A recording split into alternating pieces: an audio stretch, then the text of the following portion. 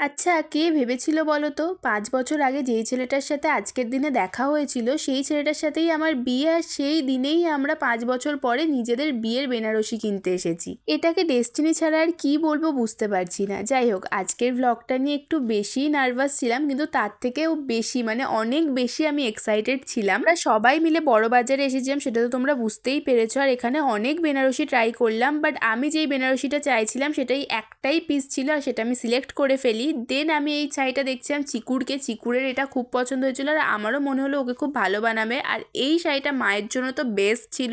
শাড়ি কিনতে কিনতে খিদে পেয়ে গেছিলো, তাই একটু পেট ভরিয়ে আবার আমরা কেনাকাটিতে লেগে পড়ি। আর তোমরা তো সবাই জানো বড় বাজারে এই জুয়েলারিগুলো কতটা সস্তায় পাওয়া যায়, তাই আমরা এখান থেকে বেশ কিছু জুয়েলারি কিনি। আর এই ক্লিপগুলো তো আরও বেশি সস্তা ছিল, মানে 60 টাকা 90 টাকায় এক একটা ব্রাঞ্চ পাওয়া যাচ্ছিলো। তো আমরা সেখান থেকে এই ক্লিপগুলোও বেশ কিছু কিনি।